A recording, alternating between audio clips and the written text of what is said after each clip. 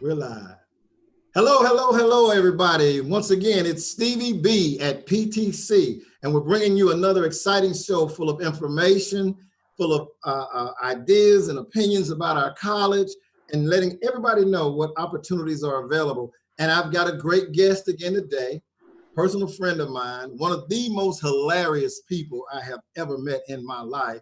We get on the phone and we're just having a great time. I'm going to introduce you to Miss Trish Buis. Trish is our Industrial Programs Manager for our Economic Development and Continuing Education Division. She is also an adjunct instructor for corporate training and has a lot to do with our training for manufacturing programs. One other caveat about what we're going to be talking about today is, if you remember last week on our show, we talked with Billy Morgan from SC Works about job preparation and what available jobs and assistance to get jobs there are in our communities that we serve: Greenwood, Lawrence, Edgefield, Abbeville, McCormick, Newberry, and Saluda. Well, Trish brings more information about that, but in a little bit different way. Last week we talked about jobs that were available. Today we're going to talk about what employers are looking for and how you can position yourself effectively in the job market, land that dream job, and move on with your life in the best way possible, doing what you love to do and getting paid to do it. Trish, how are you today, my friend? I'm great, Steve. Thank you so much for having me. Good. So Trish, we're going to talk today about, how you get ready, how you prepare, and how you land a job. What are employers looking for? You talk about this every day. Give us some insight. Well, I think when I'm teaching my manufacturing classes, one of the first things we tell students is your resume will get you an interview, but it's the interview that gets you a job. Mm-hmm. So we want to make sure that our students are well prepared for interviews, and we want them to think like the employer. So when you are getting ready to go in for an interview, you've got to think about what are the employers looking for. So here are just a couple of things that employers are looking for. Number one, they want somebody that will show up every day on time and do their job. I had an HR manager from a local business that said, if they can breathe and show up every day, I can teach them what I need them to know. So I mean, and he was very real. I mean, he said we're looking for people. We have a lot of turnover because people will come in and they'll work 3 or 4 weeks and then they'll start laying out and then they just won't show up anymore. So, he said, I want people that will show up every day, be on time, and do their job. And so, attendance is critical, because in manufacturing, there's not a bench. There's not somebody that can just come in and take your place. There are people there and they're scheduled to work certain jobs. And if somebody doesn't show up, then they've got to find somebody, or they've got to pull somebody from another job. And it just makes life very difficult. So with manufacturing, it's kind of like marching band. There's no bench in marching band. If you're not there, there's a hole in the show. Well, if you don't show up for work, there's a hole in the production line, and there's something that's not going to get done.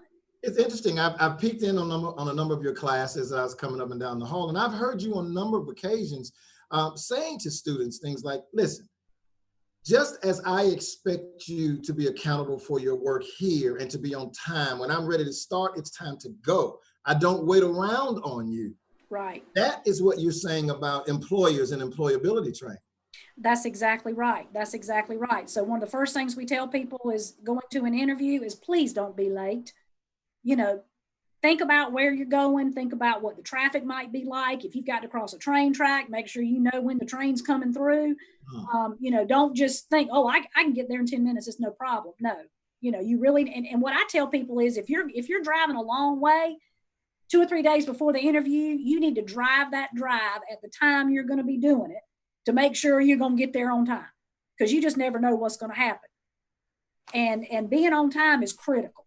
That, and like I said, most companies, they have attendance policies. And if you clock in 5 minutes late, then you get an attendance point, or you're half an attendance point, and you accumulate so many points, and it's by Felicia, you're fired. and they don't, and that's just the way it is. So, being on time is just as important as being there.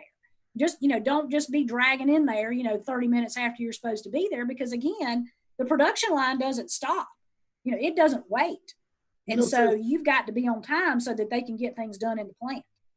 I've heard you say on a number of occasions also over the years, and we've been knowing each other for such a long time, you talk about professional accountability. And that sounds like, but that's for you, that's a very comprehensive term. Yeah, and I think sometimes you hear the word professionalism and people kind of freak out about it. They think, well, you got to wear a suit and tie and be all uptight and all that. Well, no, that's not what we're talking about. We're talking about the way you carry yourself, the way you present yourself. And we talk about, I do a workshop here at the college on professionalism, and we do a dinner where we go out and have a formal meal, and we teach you which utensils to use, and how to present yourself when you're talking to people at a dinner table or a dinner meeting. And it's so important to present yourself well. And professionalism is in your appearance. So again, when you go in for an interview, you want to be dressed nicely. And it's like I tell people, if you're going in for a manufacturing job, you don't have to wear a suit to the interview. We tell people that we want you to dress for the job that's one step above the job that you're interviewing for. Okay. So if you're going to be on the production floor, you're probably going to be wearing jeans and a t-shirt, and that's okay. But you don't want to wear that to the interview. So maybe you want to wear a pair of, khaki pants and a button-up shirt or a golf shirt that's tucked in with a belt, and some closed-toed nice shoes, not tennis shoes, because again, that first impression is everything. That employer is, when they see you for the first time, that's what they're going to remember. And so if you show up, looking like you just rolled out of bed with, wrinkly clothes and something that's dirty, or you got, tell my ladies, don't wear these big old, dangly earrings and things that are going to be distracting. Professionalism is your appearance and your demeanor. And so we want to encourage our students. And again, being prepared for an interview can help you sound professional. So you can present yourself well, you can speak clearly and articulately about your skills, because you're basically selling yourself to the employer. When they look at that resume, they want to hire you because they don't want to look at 400 more resumes. Right. So basically, when you get the interview, it's your job to lose. Oh, so wow. That's it. That's an interesting perspective. And I can see where that's the case. I mean, if we've gone through and screened in my situation as a hiring agent as well, if I've gone through and I've screened 100, 50 or even 25 resumes, the ones that I have in my pile are the ones that I think have all of the skills on right. paper necessary to do the job. Mm-hmm. So I can really understand what you're saying about, okay, now here's your chance to lose this opportunity or to seal the deal. That's right. That's exactly right. And that's why it's so important to be prepared. And I know Billy last week spoke about how they would, help you with mock interviews and practicing. And practicing is so very important. One thing we teach in our classes is, the 30-second commercial. Sometimes you hear it called the elevator speech. Yeah. How do you introduce yourself and tell about it? Because the first thing that will tell me a little bit about yourself. We don't want a lot of personal information. We want the information that's going to help them see what you have to offer to them. Sure. So you're talking about, with my students, I just recently completed, the SCMC program at Piedmont Tech, and I have certifications in OSHA 10 and Yellow Belt, and I have a safety certification and a quality certification, and I have forklift training, and I'm interested in these types of jobs. And you go back and look at the job posting and see what are the things they're looking for. And if you've got those things, those are the things you tell them. When you do that, tell me a little bit about yourself. So you can get a good start by writing some things down, and then you tailor it to the particular interview that you're going on, because different companies are looking for different things. That's an excellent point. And that begs the question for me. Do you think, Trish, that people, that job seekers are doing enough practicing and preparation for interviews? No, I think they think they can just go in and fly by the seat of your pants, and I'm guilty of that myself. I had an interview at one point, and I thought, I got this. This ain't no big deal, and I didn't prepare, and I didn't get the job, and I shouldn't have got it because I was terrible, it was awful. But what we tell people is, if there's a company that you're interested in and they have a job posting, first thing you do is read the job posting. And the second thing is make sure you meet the qualifications. Right. If it says you have to have an associate's degree, then you got to have an associate's degree. And if you don't have one, don't apply for the job because you're just wasting their time. But look at the skills that they're looking for. And the thing is, if you've got 5 of the 6, I say go for it. Because a lot of times they're not going to get somebody that has everything that's on the list. And then do your research. Go back, go to the company's webpage, look at their corporate mission statement. What are they looking for? What kind of people are they? You can see pictures of employees, and most of the time they're not canned images. They're actually pictures they've taken, inside their plant with people that work there. You can see what they're wearing. You can see what the facility looks like sometimes. Sometimes they have videos that show their processes. So do your research. And what I tell my students is, they always say, do you have any questions for me? Well, always make sure you prepare some questions to ask them. Because if you say no, well, then they're like, well, obviously you're not interested because you don't have anything to ask. Okay. So think about what you see on their website. Like we all know Diana Pet Foods up in Hodges. They're real big with the Humane Society, and they helped with the Gray Street Dog Park. So, if you're an animal lover, then tell them that, and say, hey, I'm I have 2 dogs at home, and I love my animals, and I want to make sure that their food is good. And I think it would be really cool to work somewhere that makes things for food. And the other thing is, they don't make the food. That's the other thing. They only make the flavorings for the food. Oh, wow. So if you've done your research, then you know that. And so you're impressing them with the things that you've done your homework on. So you always want to be prepared. I just learned something new. They make the flavorings for. I thought they made the dog food. Nope. So those things that I'm smelling in the air when I'm riding by there now, that's the flavoring? That's the flavoring. It's a process, and that the big towers that they have that are outside the plant, that's a big dryer. So all that they make a slurry. And then they run it in that dryer, and it turns into powder, and it falls down into the bags, and that's what they send to their customers to flavor the food. Ooh, well, I'm sure glad that I don't have to eat the flavor. Yes, that smells pretty rough. You've had your ear to the ground, so to speak, for a number of years now. I mean, you're a veteran in this field, and often we hear when we've got several new companies coming, places like Teijin, and right. And then we have some of our traditional companies, like across the street from our college. The name changes. I think it's Lonza now. Lonza, that's right. We've got so many, but there are still plenty of opportunities available. But right. I think what has happened, and you can correct me if I'm wrong, and expound on this, please, is that these places are now more competitive than they've ever been.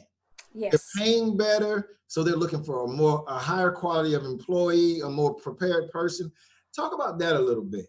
Yeah, I think especially now in the pandemic, I mean, there's some companies that are not hiring right now just because their business is down and they're using the people they have. But when things start ramping back up, it's going to be a free-for-all because they're going to be looking for people. Because a lot of, and the other thing that's happening with companies is a lot of people are retiring. I can't remember the number exactly, but it was, hundreds of thousands of people that are going to be retiring in the industry in the next 5 to 10 years. And once they're gone, you've got to have people to fill those positions. So, your skill set is important and your technical skill is important. But a lot of times I've heard managers say, I would much rather have a person who is presents themselves well, is trainable, and is willing to learn something than somebody that knows everything. Right. Because I can train that person on what I need them to know and on the way our company does business. So sometimes they would rather have a new person that doesn't have any experience compared to somebody that has years of experience, because they may have learned some bad habits at their previous job. So they're wanting to train people in their way of doing things. And so that's another reason. The other thing is, you want to make sure that, again, you are trainable. And they test these things with certain kinds of employability tests. They do, the work keys tests to check on your reading and math skills and your locating information skills. Can you read a chart? Can you read a table? Can you read a graph? Can you read directions? And then can you do simple math calculations? And again, different jobs require different levels of those skills. They also do a mechanical reasoning test for a lot of times for their technicians. Do you know how electricity works? Do you know how gears work? Things like that. They do, some companies use a test called the Wonderlic test. And that's a trainability index. And some people, it's the test they give to NFL players. Right. Yeah. And it's basically just simple problems. Absolutely. To see if you know how to think. Yes. And so, we take time to prepare our students to take those tests. We give them practice questions so they can do that. But the companies, again, they're starting to pay more, and they are getting to be quite competitive, and they want to make sure they're getting good people. Go ahead. I want to tie in Piedmont Tech with the economy and with job opportunity and employability. For those individuals that are familiar with the technical college system, we have a side of our institution that is preparation for four-year college transfer. And it's a beautiful side. I think that we work for the most versatile and most important institution in our service region. I agree. Work with students that are going to be going on, and we're partnering with our four-year institutions. But most importantly, we're partnering with our communities and our economic development areas. And we talk about, and you work daily with, our industrial technology programs. What's your take on our industrial technology programs and their place in placing us as an institution at the forefront of being primary employability trainers? Well, I think the big thing is, the one thing that we do well is we listen to our industry partners. And they come to us and they say, we need people that can do these things. And one thing that we've done in continuing ed that I'm very proud of is we've created some short-term certificate programs. Yes. For people that may not have 2 years to get an associate's degree because they need to go to work right now. And so we have our manufacturing production technician certificate. That's a 10 credit hour certificate. That's 1 semester. We have our CNC operator certificate. It's 2 semesters. And we have welding certificates that are 1 semester or 2 semesters. So we're able to get people into the workforce quickly. And the other thing that's really cool now is we have a lot of apprenticeship opportunities. Our Apprenticeship Carolina, which is a division of our technical college system in the state, has just received, I think, $6 or $8 million over the next 5 years to fund apprenticeship training. So what I tell people is, back in the day when I was in school, you went to school so you could go to work. Well, now people are going to work so they can go to school.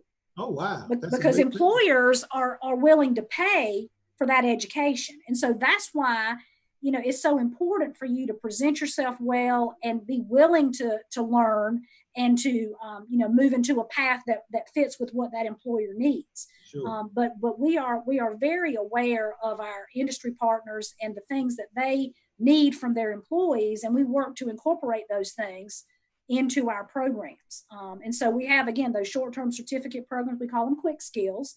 And they're part of the catalog. They're there, and people can take them. The beauty of the MPT certificate is it's 10 credit hours.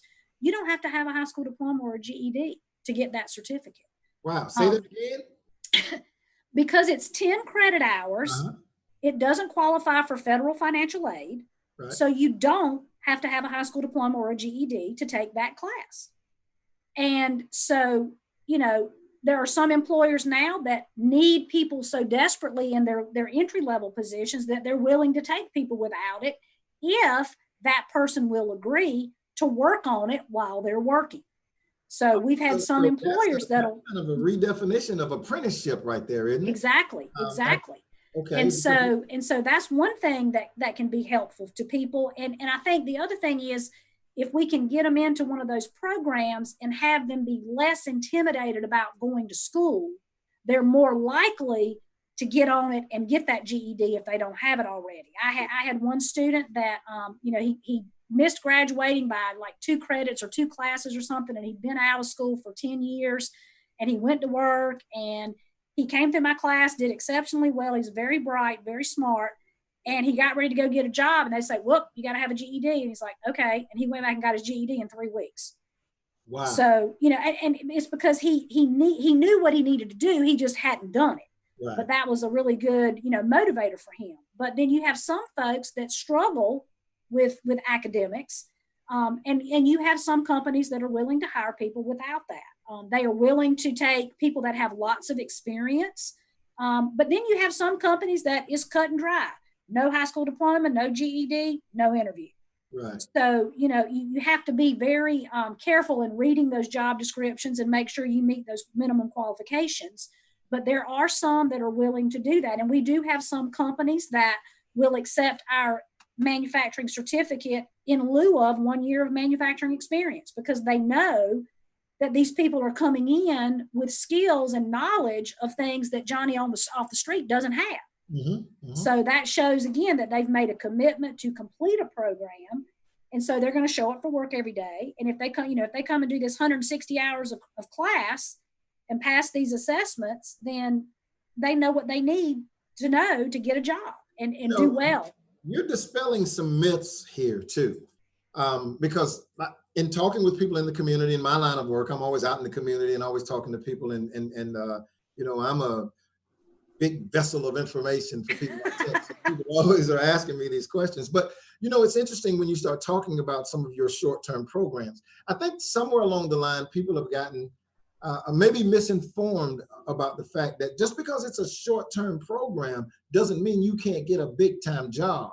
And then there's the redefinition of what is a big-time job. What's a big-time job for you and me may not be a big-time job for the guy that's just hands-on and just do something else.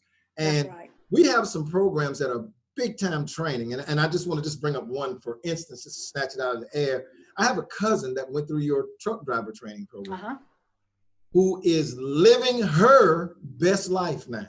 That's awesome. Some of those short-term programs that you got. Yeah, and our CDL program is a great program, and we have employers that are sitting back waiting for them to pass the test and get their license. And as soon as they get that license, they got a job.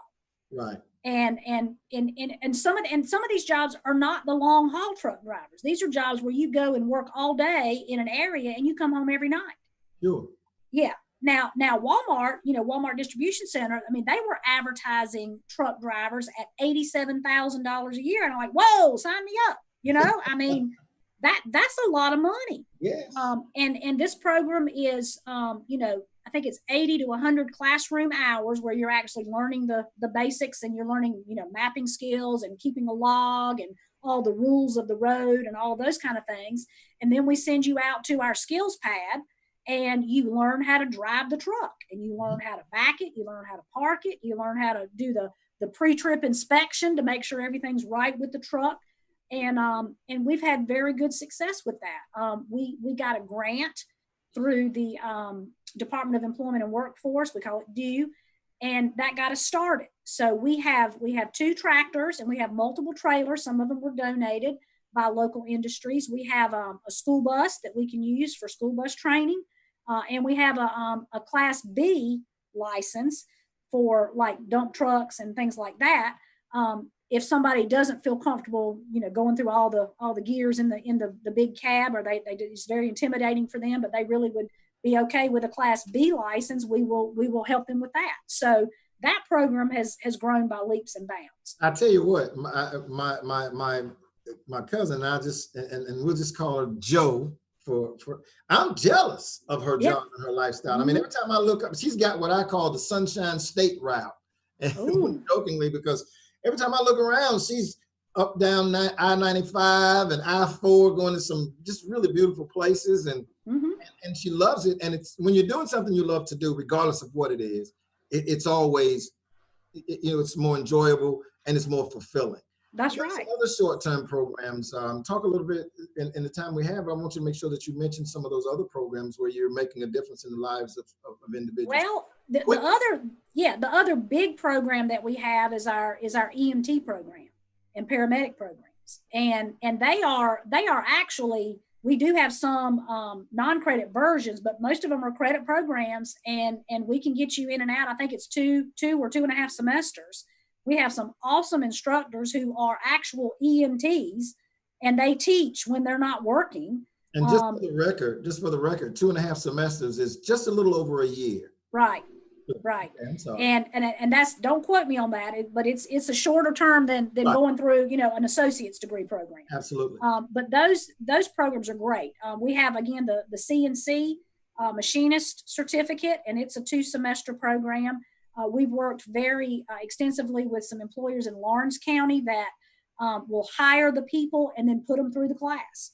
And they do that through an apprenticeship model. And then we also have short-term welding certificates for MIG, TIG, stick welding. And so if you have, if somebody just, they know an employer needs a certain type of welding and they just want to do that, and then they can get that certificate and go right to work. So those are some of our other programs. We also have a human resources certificate. Okay. And it's 4 courses that are part of our overall, human resources degree. But you can do those 4 courses and get a short-term certificate and get a jump start. A lot of people that are looking to change their career path will take that certificate program just to make sure that that's the direction they want to go. And they get some credentials there. So those are just some of our programs. We also have a logistics certificate. So if we have people that are interested in warehousing, material handling, things like that, we have a logistics program. It's structured kind of like our SCMC. So it's like the logistics version of our manufacturing program. It's you're testing out with the MSSC, the Manufacturing Skills Standards Council. So our participants in those programs, they get a certificate from Piedmont Tech for completing it, but if they pass those online proctored assessments, they can also get a nationally recognized credential from MSSC. So when they go in, like somebody that completes our manufacturing program, they will have, if they successfully complete with a C average or better over the 4 courses, they get a Piedmont Tech Manufacturing Production Technician certificate, and then they can get the MSSC Safety, Quality, Production, Maintenance certificates, a Certified Production Technician certificate from MSSC that says they passed all 4 of those tests. They can get a Lean Six Sigma Yellow Belt, which is a quality certification. We have Snap-on tool certifications, and we have the OSHA 10 General Industry certification, and we do forklift training with our non-credit programs. So everybody's looking for forklift drivers, it seems. Exactly. And they're paying good money for forklift drivers. So what I tell my students is, if you're not really sure if manufacturing is for you, maybe you need to do the logistics course and get your forklift certificate and go drive a forklift in a plant and see if that environment is something that interests you. And then again, that's a good way to get your foot in the door. And once you're in there, then you can say, oh, you know what? I think I'd like to go into, maintenance, or I'd like to go into production, or maybe supervision or quality or whatever it is.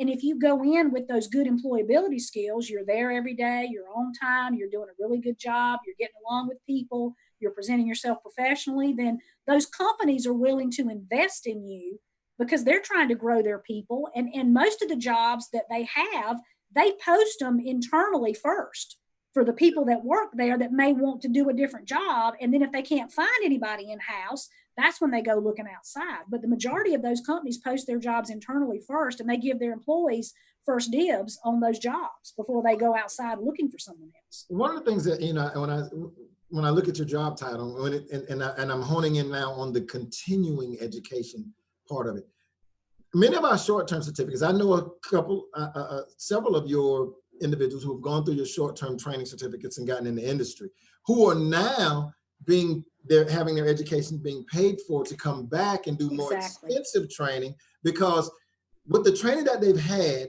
and the preparation that you guys have given them, and when they go in at the entry level, they've been so prepared. They know all of you've taught them the tricks of the trade, for lack of a better word. So now they're seen as people who the companies want to invest in long term. So they're sending them back. That's right. So that they can become the new managers and leaders within these same companies where they started at, in the quick start, so to speak, programs. That's right. That's right. And we have a supervisory development program, and we've done that as an apprenticeship. And we have companies that are growing their supervisors and their managers. And so they develop this apprenticeship program. It includes 200 classroom hours per year, and then 2,500, on the job training hours where you're actually working out in your field. And it's, these apprenticeships are registered with the U.S. Department of Labor. And so when you complete that apprenticeship program, you get a certificate from the U.S. Department of Labor that says you have completed this apprenticeship program. And again, the companies right now with the money and the funding that we have, I did a presentation for PARA this week, which is the human resources professionals in our area. And I had somebody call me and say, hey, we're looking to do some supervisory development. Is there an apprenticeship for that? And I'm like, oh, yes, of course there is. And we've got all this grant money that we can help pay for the training. So all you've got to do is hire the person and give them a natural wage progression as they complete components of the program. So you start them at a certain hourly rate. And once they complete, 1 year of their apprenticeship, you bump them up to the next pay rate. And then the next year you bump them up. So you show a natural wage progression, and you keep them employed, and you keep a record of their training. And when they complete, then you've got a person that's much more experienced in the area that you're training them in, and ready to move up into a different position in the company. And so again, you're growing your own people, which makes it easier. They say it's 9 times harder to find a new person than it is to keep somebody you already have. So, I've heard you talk on so many occasions, Trish, and I think one of the things that's always been so impressive about you is that, I've always known that you have a genuine affection for helping people. You're tough, but we need toughness. Yeah, we do. And here at the college, I want to say that we appreciate the work that's going on. We appreciate what you do and your passion in Greenwood and Lawrence and Edgefield and Abbeville, McCormick, Newberry, Saluda, for all of our constituents and for the students that are coming through your program, down there with you and Rusty Denning and Cassie, doing such a great job of helping prepare our workforce. I'm going to give you 1 minute to do an ad for the continuing education department. I don't usually put everybody on the spot like this, but I know you can do it, and I know you'll take advantage of this opportunity. Tell us about and what makes you so proud to do what you do for Piedmont Technical College. Well, I think, first of all, the people in our division are phenomenal.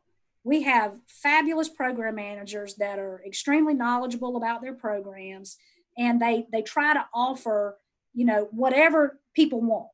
So we have, community interest programs. We'll do cake decorating. We do concealed weapons permit. We do motorcycle training, defensive drive. And if you've got points on your license, we'll help you take the driver safety course that can help reduce that. We do new student driving. We do computer classes. And again, I've talked about our supervisory and our healthcare divisions.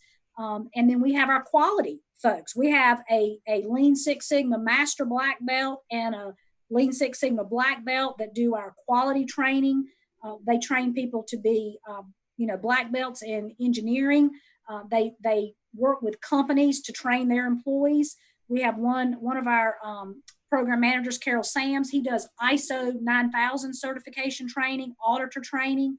So, we have a wide variety of programs. And what I tell people is, if you want to learn how to do something and you don't see it in the catalog, call us and we'll figure it out. And I think that's the beauty of our department. We're very flexible, and we will do whatever we can to help you get what you need. But again, we also have the ear of industry, and we try to design programs that will make people marketable for the industries in our area so that they can get good jobs. Wow. Hey, Trish, time flies.